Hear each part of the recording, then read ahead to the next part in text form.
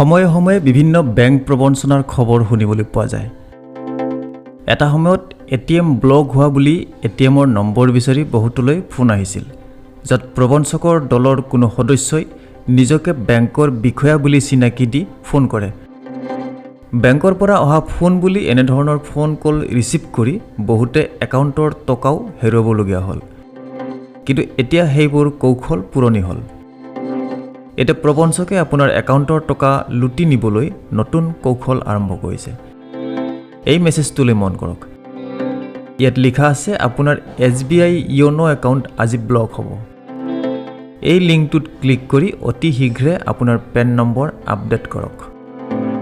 আপুনি যেতিয়া এই লিংকটোত ক্লিক কৰে তেতিয়া এটা ৱেব পেজ খোল খায়, যিটো দেখাত ষ্টেট বেংকৰ ৱেবছাইটৰ দৰে লাগে। আনকি ইয়াত তলৰ ফালে ষ্টেট বেংকৰ মোবাইল এপ ডাউনলোড কৰাৰ অপশ্যনো দিয়া হৈছে, যাতে আপুনি ইয়াক SBIৰ আচল ৱেবছাইট বুলি বিশ্বাস কৰি লয়। তাৰ উপৰিও ইয়াত কিছুমান লিংক দিয়া আছে, য'ত ক্লিক কৰিলে SBIৰ প্ৰকৃত ৱেবছাইটলৈ যাব পাৰি।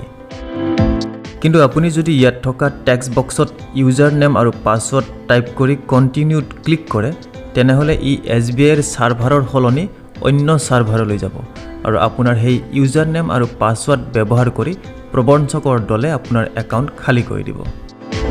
গতিকে এনেধৰণৰ মেছেজ পালে কেতিয়াও তাত নিজৰ গোপন তথ্য প্ৰদান নকৰিব, নহ'লে আপুনিও হৈ পৰিব পাৰে প্ৰবঞ্চনাৰ বলি আৰু হেৰুৱাব পাৰে আপোনাৰ সাঁচতীয়া ধন।